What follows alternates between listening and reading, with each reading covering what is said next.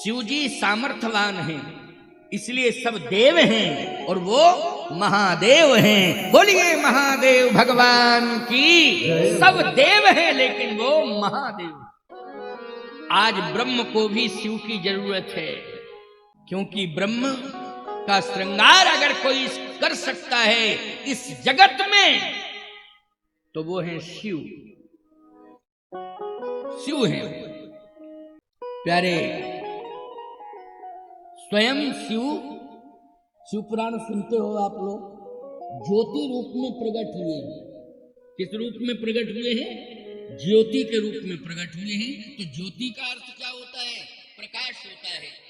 अच्छा, आपको एक बात बता दें, ऐसा सामर्थ्यवान देवता संसार में नहीं है, वास्तव में नहीं है।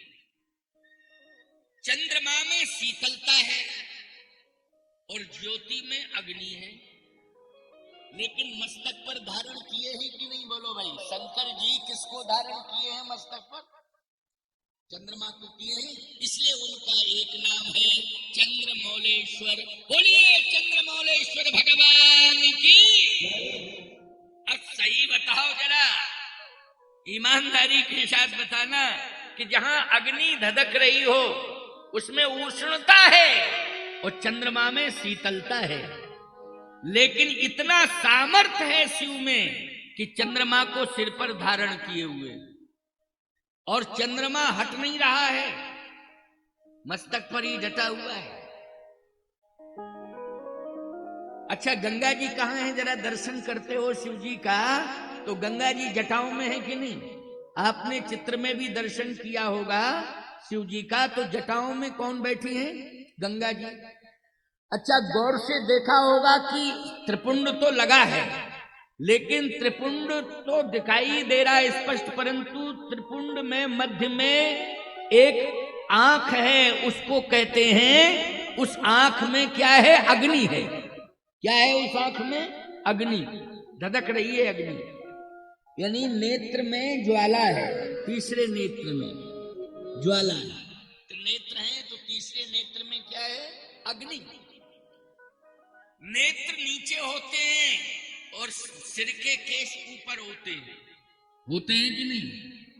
अगर अग्नि ऊपर हो और जल नीचे हो तो अग्नि का अस्तित्व बचा रहेगा, और जल कहीं ऊपर आ जाए और अग्नि नीचे हो तो बोलो भाई, अग्नि का अस्तित्व रह सकता है क्या? नहीं रह सकता है। लेकिन गंगा जी में जल भरा है, जटाओं में है, और मस्तक पर तीसरा नेत्र, उसमें अग्नि की ज्वाला जल रही है। लेकिन आज तक गंगा जी ने तीसरे नेत्र की अग्नि को प्रभावित नहीं किया, सुरक्षित है। इसका मतलब यह है कि ऐसा सामर्थ्यवान देवता कोई हो सकता जो अग्नि और जल को एक साथ रखे? केवल शिव है। आपको और बता दें विशेषता क्या? जहां पर अमृत होगा वहां विष नहीं रह सकता है। बोलो भाई, जहां अमृत आ जाए वहां विष रह सकता है क्या? विष का कोई अस्तित्व नहीं। लेकिन शिव जी के पास दोनों एक साथ हैं, अमृत भी है और विष भी है। बोले, अमृत कहां है? चंद्रमा में, जो मस्तक पर है। चंद्रमा में क्या है? अमृत है। और कंठ में क्या है? विष है। नीला नीला विष है कंठ में, इसलिए इनका एक नाम हो गया नीलकंठ भगवान की। नीलकंठेश्वर महादेव की। बोलो, नीलकंठेश्वर हो गए कि नहीं? क्योंकि कंठ में क्या है? नीला नीला विष है। चंद्रमा में क्या है? अमृत है। जहां अमृत होगा वहां विष नहीं रह सकता है, लेकिन विष और अमृत दोनों को एक साथ रखे हुए हैं। बोलो, है सामर्थ्यवान कि नहीं? ऐसा संसार में कोई होगा सामर्थ्यवान?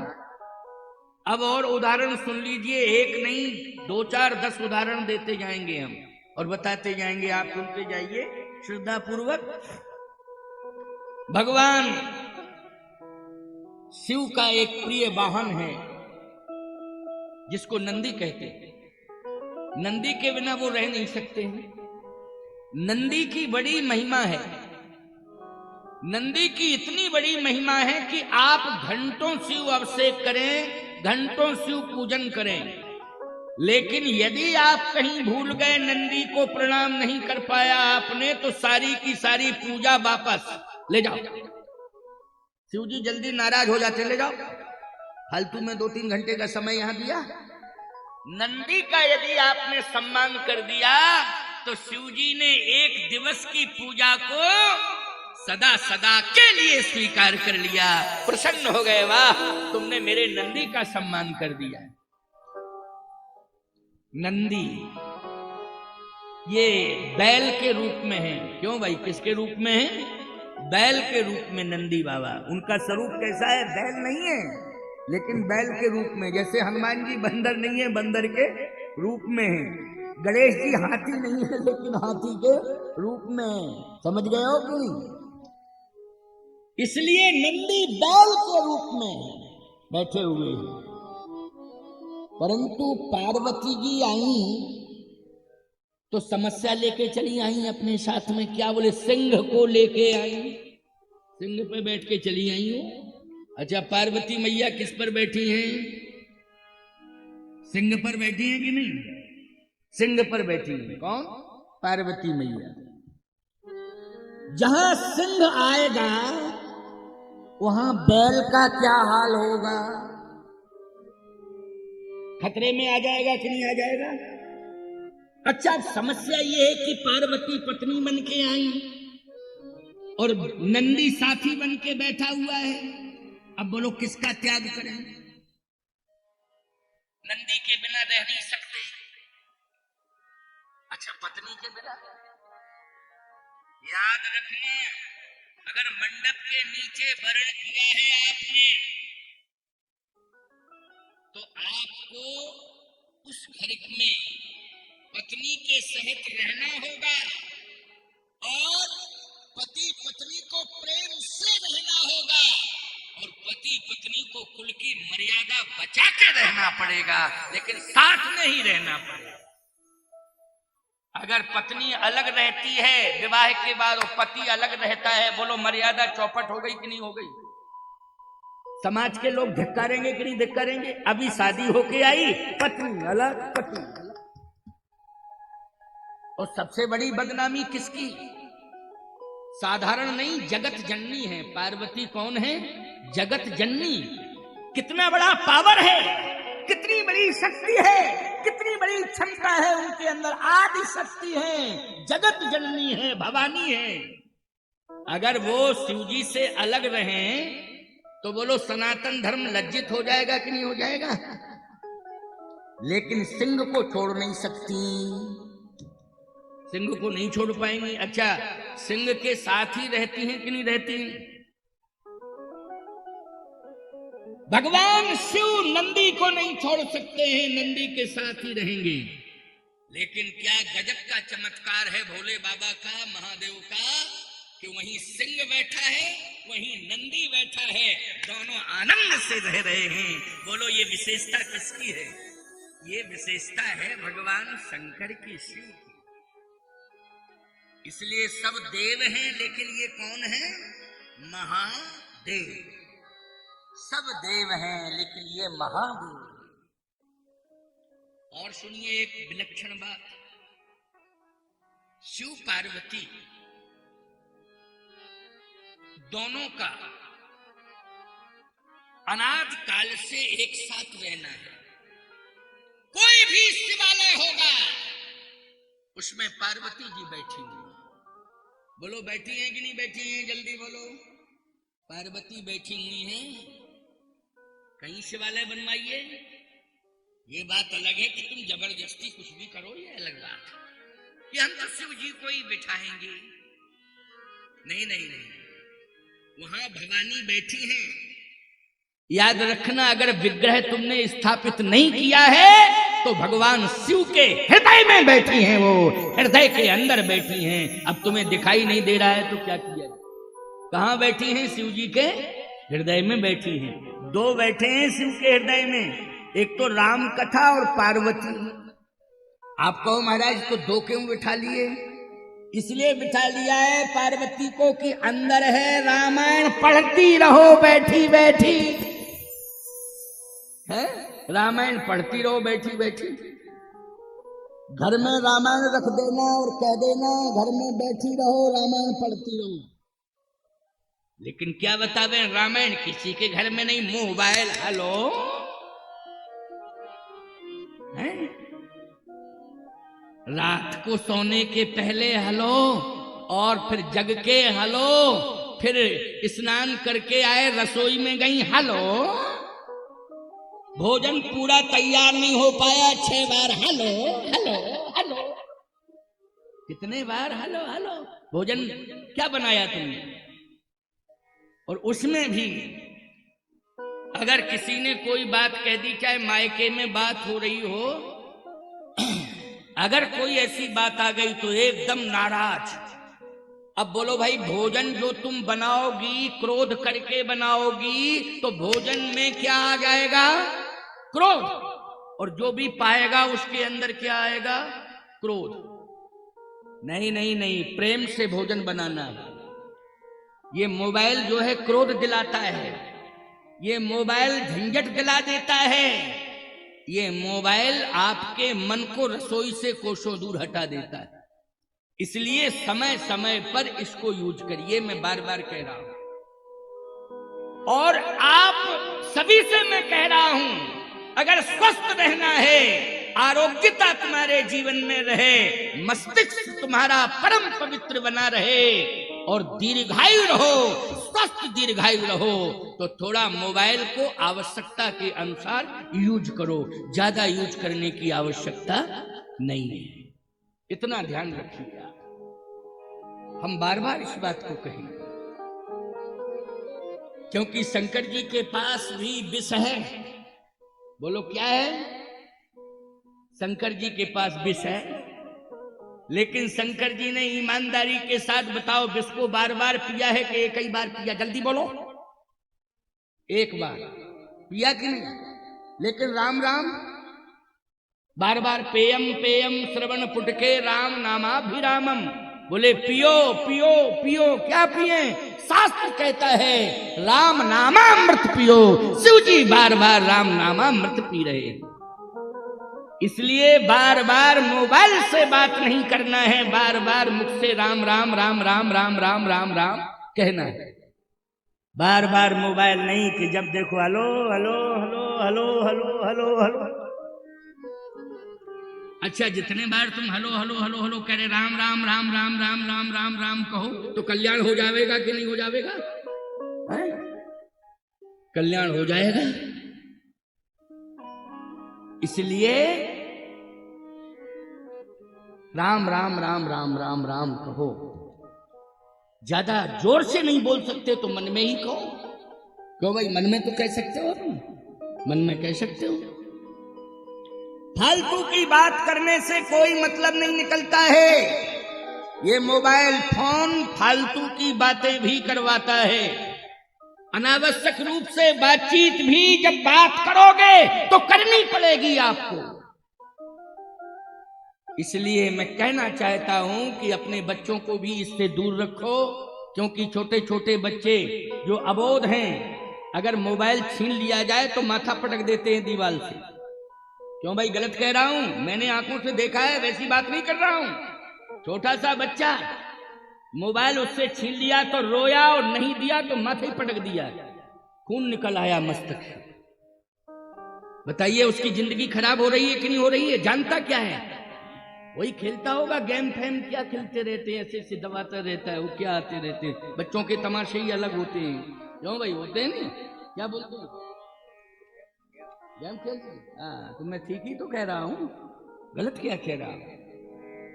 सोचिए जरा, विचार करिए कि बच्चा रूठ रहा है, सिर फोड़ रहा है, मां बाप बेचैन हो रहे हैं और उसकी आदत में परिवर्तन नहीं आ रहा है, जिद्दी स्वभाव का हो गया है।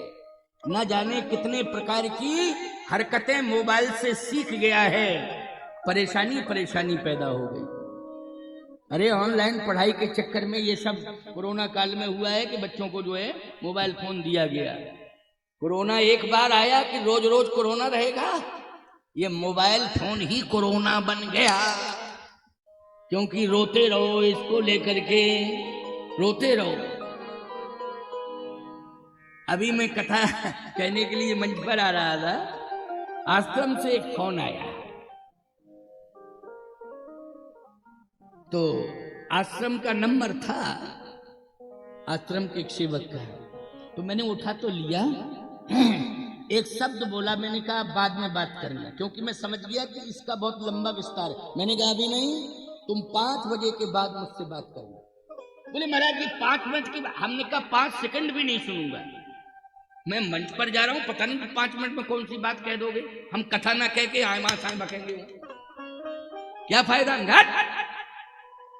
5 सेकंड भी बात नहीं करूंगा। कथा के बाद फिर तुम चाहे लाखों का नुकसान हो जाए, करोड़ों का नुकसान हो जाए, लेकिन कथा मंच का नुकसान नहीं होना चाहिए। कथा तो मस्ती में ही कही जाएगी और कथा से तुम्हारे हृदय को परिवर्तित किया जाएगा। जब हम ही बैठे बैठे यहां रोएंगे तो तुम्हारे आंसुओं को क्या पहुंचेंगे, बोलो भाई। इसलिए भाड़ में जावे, लाखों का काम होगा, कुछ भी हो, कोई भी बात कर रहे हो, मैं बिल्कुल नहीं सुनूंगा। जब मोबाइल नहीं थे तब कैसे काम चलता था। सोचने की जरूरत है, विचार करने की जरूरत है। इसलिए रसोई में भोजन बनाते समय ज्यादा मोबाइल यूज मत करना माताओं। तुमसे कह रहा हूं, बेटियों से कह रहा हूं, बहुओं से कह रहा हूं, ज्यादा मोबाइल मत चलाया करो रसोई के अंदर। 2 चीजों का परहेज करना। एक तो खैर गांव की संस्कृति में तो ऐसा नहीं होता होगा कि चप्पल पहन करके भोजन बनाया जाए गांव में, लेकिन शहरों में ये रिवाज चल गया है। कहते महाराज जी ये चप्पल वो चप्पल नहीं है, ये चप्पल दूसरी चप्पल है, ऐसा कहना है। वो चप्पल नहीं है। हमने कहा आखिर नाम क्या है इसका, ये बताओ। बोले नाम तो चप्पल ही है। तो हमने कहा कैसी सही, एक तल्ला वाली चप्पल, एक बिना तल्ला वाली चप्पल। ये जुराब मोजे पहन करके भी भगवान के गर्भगृह में नहीं जाया जाता है, याद रखना। इतनी मर्यादा है, जितनी मर्यादा भगवान के गर्भगृह के मंदिर की है, उतनी ही रसोई अन्नपूर्णा मंदिर की मर्यादा है, मानना पड़ेगा। वो अन्नपूर्णा का मंदिर है, उसको केवल एक रसोई मत माना करो कि रसोई खाना बनाने वाली रसोई नहीं, अन्नपूर्णा मंदिर है। 2 चीजों का परहेज होना चाहिए, क्योंकि एक मोबाइल अनेक लोगों के हाथ में जाता है, और जितने लोगों के हाथ में जाता है पवित्रता की कोई गारंटी नहीं है उन हाथों की। मैं बहुत साफ बोल रहा हूं, मानो ना मानो हमें क्या मतलब। इतना मतलब है कि सुधर जाओ तो ठीक है, नहीं मानो तो तुम जानो तुम्हारा काम जाने। हम तो कहेंगे एक मोबाइल अनेकों के हाथ में जाता है, क्या गारंटी है कि किसके हाथ में। अपने हाथ की पवित्रता की गारंटी लेता हूं, लेकिन दूसरे के हाथ की पवित्रता की गारंटी मैं नहीं लूंगा। इसलिए रसोई के अंदर उसे पूर्ण वर्जित किया जाए, पूजा पाठ के स्थान पर उसे वर्जित किया जाए, क्योंकि पूजा पाठ में भी व्यवधान होगा, रहेगा तो ना जाने कितनी घंटियां बजेंगी। क्या पूजा करोगे बोलो भाई, क्या पूजा होगी। इसलिए पहले लैंडलाइन फोन होते थे कि नहीं होते थे, बोलो। एक जगह सुनिश्चित स्थान था उनका कि नहीं था, तो उस समय भी तो बात होती थी। अरे भाई थोड़ा धैर्य धारण करो, फोन जितने भी आएंगे तुम बाद में बात कर लेना, फुर्सत में जवाब दे देना। पूजा करते समय और भोजन बनाते समय, हिंदू हो सनातनी हो, श्री राम के देश में रहते हो, मर्यादा पुरुषोत्तम राम की कथा सुन रहे हो, इसलिए आपको पवित्रता पर तो ध्यान देना ही पड़ेगा। नियम होता है, अपवाद होता है। अपवाद नियम नहीं हो सकता है और नियम अपवाद नहीं हो सकता है। इसलिए ये संवाद जो चल रहा है इसको सुनिए, जरा गौर से सुनिए। हम ये नहीं कह रहे हैं कि आप इस फोन को मत चलाइए या आप जूते चप्पल मत पहनिए, लेकिन कहां पहनना है कहां नहीं पहनना है, कब पहनना है, कब नहीं पहनना है, इस पर विचार करना है। हम भी चप्पल जूते पहनते हैं, लेकिन व्यासपीठ पर आते हैं तो चरण पादुका खड़ाऊं पहन करके आते हैं। क्या पहन के आते हैं? खड़ाऊं। ये मर्यादा है। क्या है ये? मर्यादा है। क्या जूते चप्पल हम नहीं पहनते हैं? सब पहनते हैं। स्नान करने जाते हैं तो चप्पल पहन के ही तो जाते हैं। क्रियाओं से निवृत्त होने जाते हैं, चप्पल पहन के जाते हैं। और वॉकिंग करने जाते हैं, सुबह अगर घूमने जा रहे हैं तो वो पैरों की सेफ्टी के लिए जूता पहन के जाता हूं, लेकिन व्यास पीठ पर जूता चप्पल पहन के नहीं आऊंगा। मर्यादा क्या है? खड़ाऊं पहन के ही आऊंगा। वरना नहीं होगी खड़ाऊं तो नंगा पैर चला आऊंगा प्यारे। इसी तरह से नंगे पैर चला आऊंगा, निरावरण चरण जिसको कहते हैं, ऐसे ही चला आऊंगा, लेकिन जूता चप्पल नहीं। नियम मानी नियम होता है, नियम को मानना चाहिए। तो आज शिव जैसा सामर्थ्यवान देवता नहीं है जहां पर सिंह और बैल दोनों एक साथ हैं। किसी भी प्रकार से कोई हिंसा ही नहीं है, नहीं तो जहां पर बैल होगा सिंह आ जाएगा, हिंसा हो जाएगी। बोलो, कोई माई का लार रोक नहीं पाएगा, उसी समय आक्रमण हो जाएगा, क्योंकि सिंह हिंसक होता है। वो बैल को कैसे छोड़ेगा?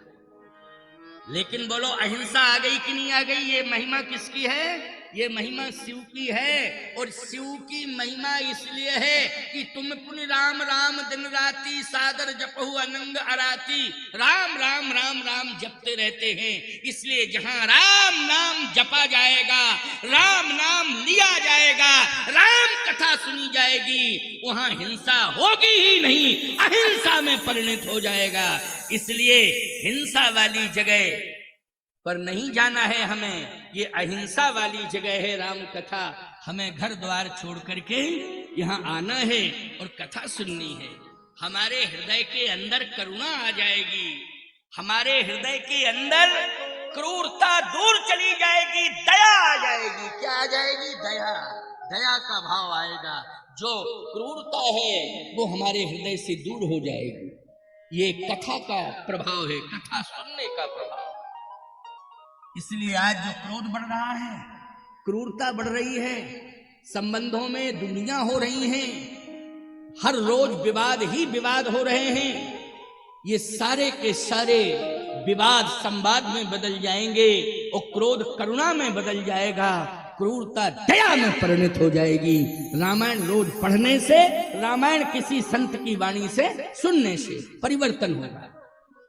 अब आप देखिए कि उनके एक बेटा है कार्तिकेय स्वामी। भगवान शिव पार्वती के पुत्र कौन है? कार्तिकेय जी, उन्हीं को कहते हैं खड़ानंद। वो मोर पर बैठ के चले आए।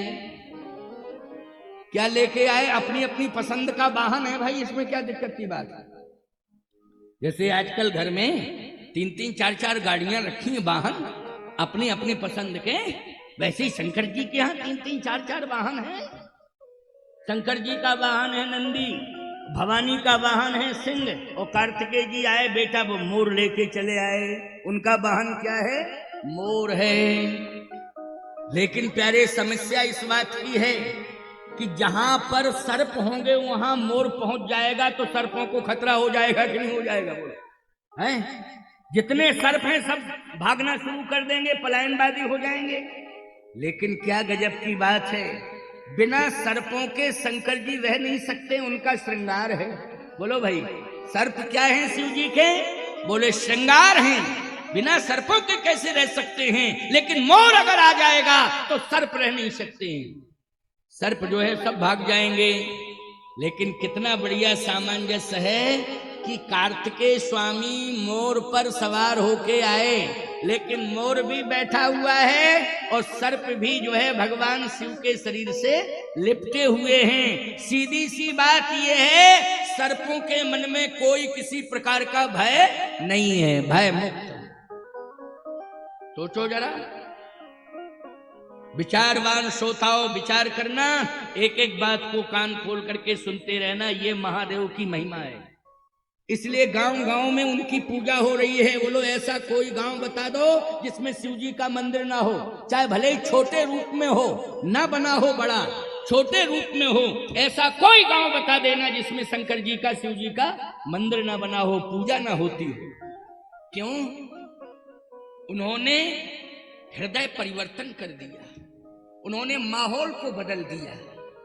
जिस गांव में उनकी पूजा होगी, सच्चे मन से उनकी पूजा होगी और उनके सिद्धांतों के अनुसार जो भी चल जाएगा, उसके घर में किसी भी प्रकार की कोई समस्या ही नहीं रहेगी प्यारे। लेकिन सच्चे मन से पूजा करनी होगी, समर्पण करना होगा, बनावटी अनावटी नहीं, सच्चे मन से। आज देवता तो बैठा है लेकिन मन सही नहीं है, इसलिए सारा का सारा सिस्टम गड़बड़ा गया। इससे क्या होता है कि देवता बिठा दिया तुमने। अरे मन भी तो सच्चा होना चाहिए, मन भी साफ सुथरा होना चाहिए। पुजारी जितना अच्छा साधक होगा, मूर्ति में उतनी अच्छी सिद्धि बढ़ेगी। क्यों भाई? कौन बढ़ाएगा? पुजारी की साधना। जितना बड़ा साधक होगा, याद रखना, उतनी ही बड़ी सिद्धि मूर्ति में आ जाएगी, उभर के आ जाएगी। सिद्धि तो अंदर है लेकिन उभर के नहीं आ रही है। उभर के कब आएगी? जब पुजारी साधक होगा तब। इसलिए तुम लोगों की साधना में कमी है, इसलिए अशांति आ रही है। थोड़ी सी साधना बढ़ाओ। और यही साधना, ये 2-2, 3-3, 4-4 घंटे बैठ के कथा सुन रहे हो, ये साधना है, ये साधना है। नहीं, आजकल इतनी देर तक कौन बैठेगा? बड़ा मुश्किल है बैठना, लेकिन ये साधना है। माताओं की भी ये साधना है कि इतनी संख्या में बैठी है लेकिन शांति से बैठी। बोलो ये साधना नहीं है? नहीं, घर में 2-4 हों तो शांति से नहीं बैठती, मोहल्ला में 10-5 बैठी हो शांति से बैठे नहीं क्या है? एक दूसरे में बातचीत करेंगी और पता नहीं क्या क्या बातचीत करेंगी, लेकिन यहाँ इतनी बड़ी संख्या में बोलो शांति से बैठी कि नहीं? ये साधना नहीं है तो क्या है? अरे देखने वालों देख लो, स्पष्ट रूप से प्रमाण मिल रहा है कि हजारों की संख्या में माताएं हैं, सैकड़ों हजारों की संख्या में बैठी हैं, लेकिन शांति से कथा सुन रही हैं। यही साधना है, ये सबसे बड़ी साधना है। हम लोग राम की कथा सुने तो साधक हैं, और राम का नाम जपे जिह्वा से तो साधक हैं। और इससे सबसे ज्यादा प्रसन्न अगर कोई देव होते हैं तो वो देव नहीं, महादेव हो जाते हैं। जो देवों के भी देव, देवादिदेव महादेव हैं, वो प्रसन्न हो जाते हैं। मोर भी बैठा है और सर्प भी भय मुक्त होकर के शिव जी के शरीर पर लिपटे हैं, आलिंगन कर रहे हैं। अब आपको एक गजब की बात और बताएं। दूसरे बेटे आए श्री गणाध्यक्ष भगवान गणेश जी, वो चूहा लेके चले आए। वो चूहा पे बैठ के, अलग अलग चॉइस के साधन वाहन है भाई। गणेश जी का वाहन क्या है? चूहा। क्यों भाई, है कि नहीं? चूहा, चूहा पे बैठ के आए। अच्छा, जहां पर सर्प होगा एक और चूहा सुरक्षित रह सकता है? नहीं रह सकता।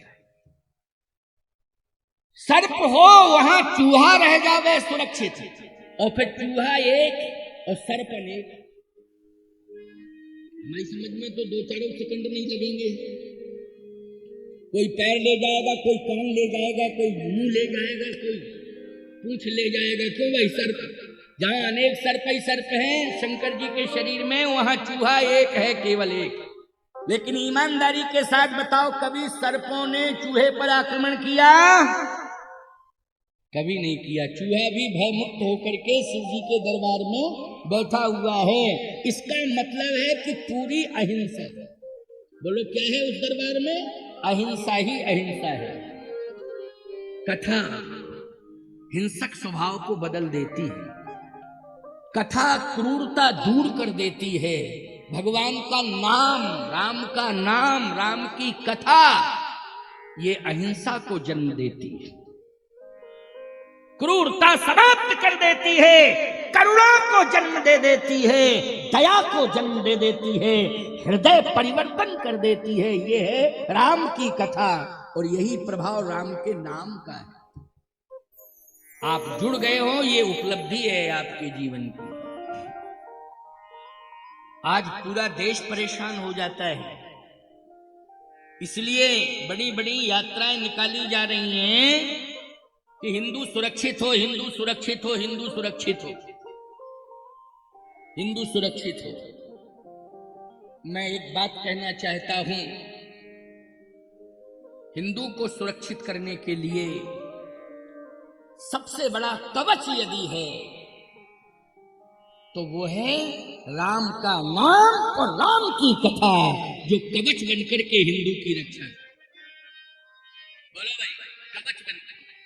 एक बात आपको बता दें, हनुमान जी क्या लेके गए थे लंका में? टोटलाई आतंकवादी थे लंका में, राक्षस ही राक्षस थे। लेकिन हनुमान जी ने जब पहली यात्रा की तो अपना गदा भी छोड़ दिया, गदा भी रख दिया। बोलो भाई, लंका में पहली यात्रा करने हनुमान जी गए तो क्या लेके गए थे? गदा भी रख दी उन्होंने, शस्त्र नहीं। फिर इतने सब राक्षस मिलकर के हनुमान जी का कुछ बिगाड़ पाए? क्यों? ताकत किसकी है? ताकत किसकी है?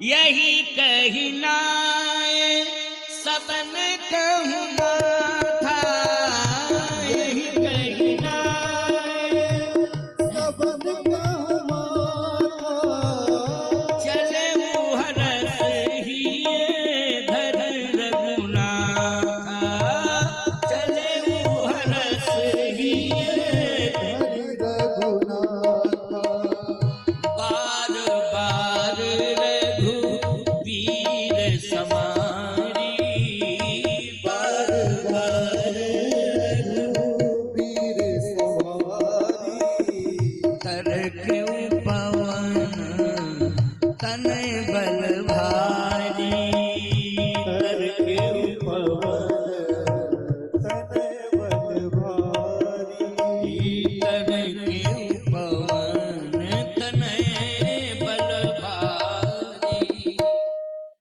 प्यारे कुछ भी लेके नहीं गए थे, क्या लेके गए थे? हृदय में राम जी को लेके गए और जिह्वा पर राम का नाम, प्रभु मुद्रिका मेल मुखमाई, जलद लांग गए अचरज नहीं, क्योंकि मुद्री में है क्या? राम नाम अंकित अति सुंदर।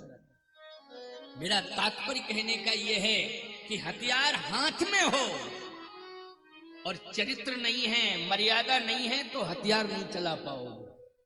बोलो भाई, हथियार चलाने की हिम्मत नहीं पड़ेगी, और यदि हथियार चलाओगे तो सफल नहीं हो पाओगे।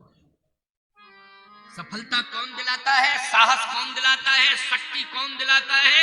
चरित्र, मर्यादा, राम का नाम, सत्य, धर्म, ये हमारी ताकत है।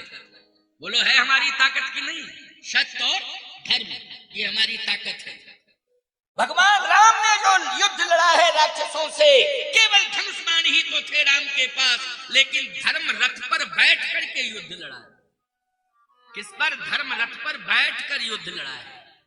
इसलिए हिंदुओं, तुम कमजोर जो हो रहे हो ना, इसलिए हो रहे हो कि आज तुम सही तरीके से धर्म कर्म नहीं मान पा रहे हो, देवी देवताओं को सही तरीके से नहीं स्वीकार कर पा रहे हो, घर में बैठे हुए बुजुर्ग देवी देवताओं का सम्मान नहीं कर पा रहे हो, इसलिए तुम कमजोर होते जा रहे हो और देवता तुमसे दूर होते जा रहे हैं। अब लाठी डंडा बंदूक से क्या तुम्हें सफलता मिलेगी? जो सफलता आशीर्वाद से मिल सकती है, वो सफलता हथियार से नहीं मिल सकती है। बोलो भाई, हाथ में हथियार भी होता है और हाथ में आशीर्वाद भी होते हैं। यदि कोई व्यक्ति हाथ से हथियार दे दे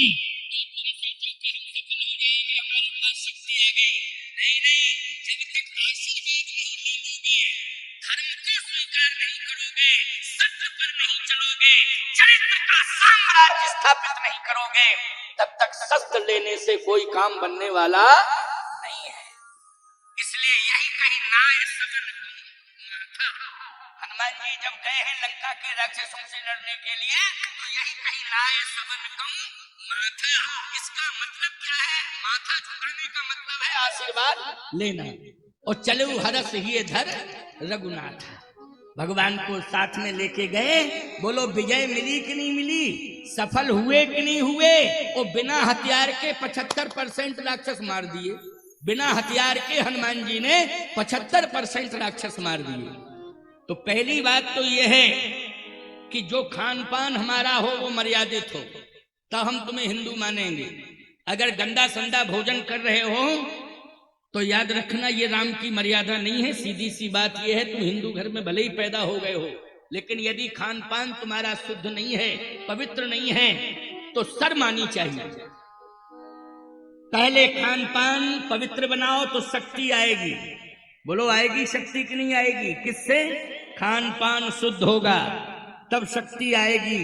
खान पान शुद्ध होगा, चरित्र का निर्माण होगा, खान पान स्वच्छ होगा, तो निश्चित रूप से हमें साधु संत महात्मा देवताओं का आशीर्वाद भी मिलता रहेगा। इसलिए खान पान परम पवित्र हो जावे। और चंदन और चोटी रखने में संकोच मत किया करो, इसमें शर्म नहीं आनी चाहिए। देखो सिगरेट शराब पीने में शर्म करो, चंदन लगाने में क्यों शर्म कर रहे हो? गाली बकने में शर्म करो, रामायण पढ़ने में शर्म क्यों कर रहे हो? बोलो भाई, गाली बकने में शर्म करो, रामायण पढ़ने में क्यों शर्म कर रहे हो? सावधान, शराब पीने में शर्म करो, गाय का दूध पीने में शर्म क्यों कर रहे हो? बोलो भाई, दूध पीने में शर्म कर रहे हो और शराब पीने में चैलेंज दे रहे हो। नहीं नहीं, पहले परम पवित्रता आ जानी चाहिए, क्योंकि तुम्हारे साथ केवल तुम्हारी ही ताकत नहीं है, तुम्हारे साथ देवताओं की भी ताकत जुड़ी हुई है।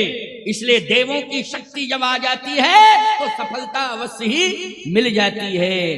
क्योंकि देव क्या करते हैं? तुम प्रदर्शन करते हो और देवता तुम्हारी रक्षा करते हैं। तुम शक्ति का प्रदर्शन करते हो और देवता कहीं ना कहीं अप्रत्यक्ष रूप से तुम्हारी रक्षा करते हैं, तब तुम सफल हो पाते हो। इसलिए रसोई को पवित्र रखो, भोजन पवित्र बनाओ। रसोई में तुम लोग भी खान पान पवित्र रखो। ये जरूरी नहीं है कि हम उच्च जाति में पैदा हुए हैं तभी हम स्वच्छ भोजन पवित्र भोजन करेंगे। नहीं, कोई किसी भी जाति में पैदा हो गया हो, लेकिन भोजन उसका पवित्र होना चाहिए, भोजन उसका स्वच्छ होना चाहिए। ये संकल्प ले लो। इसलिए लाखों लोग हमारी बात को ये सोशल मीडिया के माध्यम से सुनेंगे, ये बात लाखों लोगों तक पहुंचेगी। ऐसा नहीं है कि इतने ही लोगों तक ये मेरी बात जा रही है, नहीं नहीं, ये जो प्रसारण चल रहा है, आज नहीं तो कल नहीं परसों नहीं बरसों में ये वीडियो अवश्य सुना जाएगा, लाखों लोगों के बीच तक पहुंच जाएगा ये मेरा संदेश। इसलिए ब्रह्मदेव के दरबार से ये मैं घोषणा कर रहा हूं कि खान पान तुम्हारा पवित्र होना चाहिए। बोलो ब्रह्मदेव के दरबार में क्यों भाई? पुनीत जी, पुजारी जी, ब्रह्मदेव के दरबार में यही शिक्षा दी जाती है कि नहीं? खान पान शुद्ध होना चाहिए, खान पान शुद्ध होना चाहिए और अपने से बड़ों का सम्मान होना चाहिए। और हम पर किसी ने कोई उपकार किया है तो उसका एहसान भी होना चाहिए, तभी तो मानवता है, तभी तो तुम मानव कहलाने के अधिकारी हो। तो भगवान शिव ने सबको समेट करके रखा है। वहां चूहे को भी रखे हैं, सर्प को भी, सर्प और मोर को भी रखे हुए हैं, विष और अमृत को भी रखे हुए हैं, अग्नि और गंगा के जल को भी रखे हुए हैं। कभी किसी का अस्तित्व उन्होंने मिटने नहीं दिया। इसको कहते हैं शिव। इसलिए हमारा देवता कौन है? महादेव। महादेव। और महादेव का देवता कौन है? इष्ट कौन है? महादेव का अगर कोई इष्ट है तो बंदो बाल रूप सोई रामू, प्रभु राम को अपना इष्ट मानते हैं। इसलिए आज इष्ट का श्रृंगार कौन करेगा? पुजारी करेगा, पुजारी। और पुजारी कौन है? भगवान शिव। राम का पुजारी कौन है? शिव है। इसलिए पुजारी ही भगवान का श्रृंगार करता है। तो